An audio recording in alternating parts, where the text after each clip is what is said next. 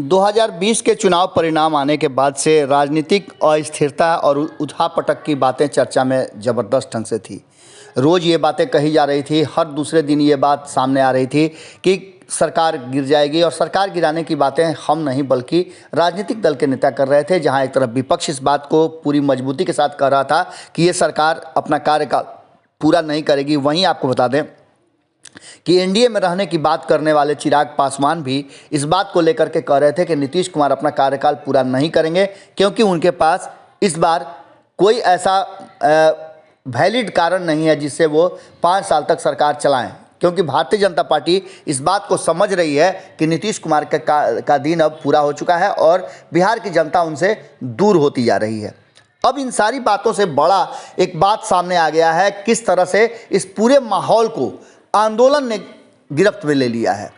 एक तरफ जहां सरकार की किरकिरी हो रही थी, आपस में उठापटक चल रहा था, विपक्ष पूरी तरह से वेट एंड वॉच की स्थिति में था। इसी बीच में जो आरआरबी एनटीपीसी वाला मामला सामने आया, इससे पहले और भी कई ऐसे मामले आए जिसमें छात्रों को इस बात का चिंता है और इस बात को लेकर के आंदोलन कर रहे हैं कि केंद्र की सरकार और रेलवे बोर्ड पूरी तरह से गलत तरीके से उनके साथ व्यवहार कर रहा है। 2019 में जो परीक्षा उन्होंने दी, वैकेंसी निकली, उसका परिणाम 2022 में आता है और ये परिणाम पूरी तरह से कहीं ना कहीं वायस आता है, सही नहीं है। इसके साथ ही कई ऐसे कारण थे, फिर से डबल परीक्षा को लेकर के भी, और कई ऐसे मुद्दे थे जिसको लेकर के छात्र प्रदर्शन कर रहे थे। इन सारी बातों को लेकर के जहां ये छात्र आंदोलन कर रहे थे और इनके साथ कोचिंग संचालक भी कहीं ना कहीं इस पूरे मामले और केंद्र के इस फैसले से पूरी तरह से नाखुश थे। आंदोलन बड़ा रूप लेता गया, धीरे धीरे करके राजनीतिक दल भी इस आंदोलन से जुड़ते गए और कुछ लोग जो कि भारतीय जनता पार्टी और रेलवे विभाग का समर्थन कर रहे थे वो चुपचाप थे। लेकिन आंदोलन का उग्र होना और पूरी तरह से इसका राजनीतिक लाभ हानि देखते हुए सभी इस आग में आहुति डालने लगे। आपको बता दें कि जैसे ही महागठबंधन और राष्ट्रीय जनता दल इस आंदोलन में समर्थन कर दिया, उसके बाद से लगातार तांता लग गया सत्ता में बैठे लोगों का भी आंदोलन का समर्थन देना।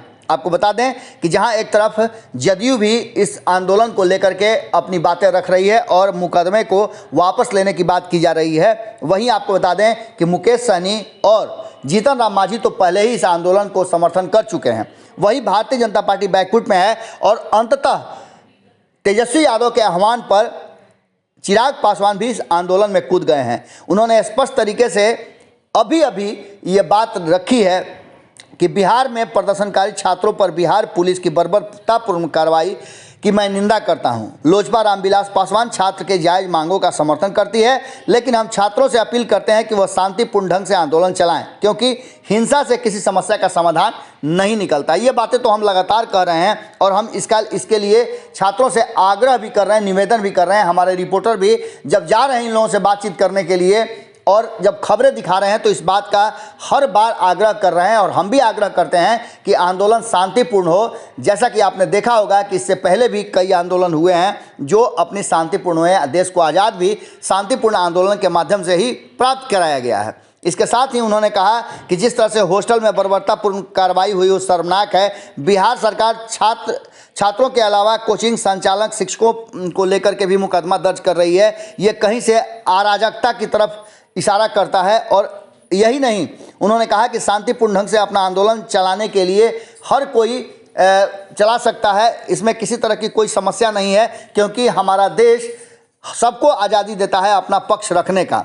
जिस छात्र राजनीति को लेकर के नीतीश कुमार बिहार के मुख्यमंत्री बने हैं, आज उन्हीं छात्रों को पुलिस द्वारा बेरहमी से पिटवा करके छात्रों के जीवन का और उनके भविष्य का गला घोंट रहे हैं। इतिहास याद रखेगा नीतीश कुमार को छात्रों के प्रति इस आतंकवादी रवैये को। छात्रों को अपने हक के लिए शांतिपूर्ण संघर्ष करना चाहिए।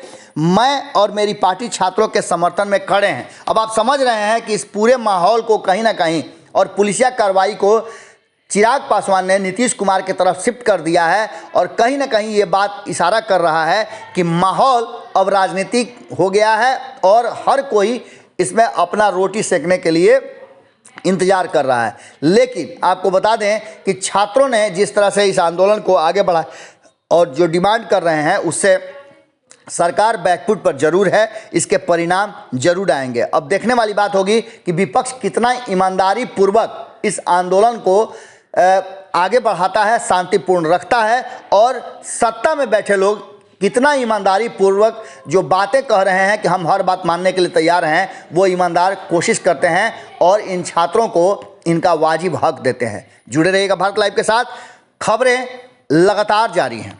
अगर ये वीडियो पसंद आई और वह बिहार के राजनीति और बिहारियत से सरोकार रखेनी तो सब्सक्राइब बटन दबा के चैनल के सब्सक्राइब कर ली। ओजे एगो घंटी बा, ओकरा बटन दबा देला से कुल सटीक और मारक खबर रुआ मुफ्त में मिल जाई। अगर रुआ पत्रकारिता के हमनी के नया प्रयोग में सहयोग कर चाहतानी तो ज्वाइन बटन दबा दी। पेटीएम नंबर नोट कर ली 9386816700। धन्यवाद।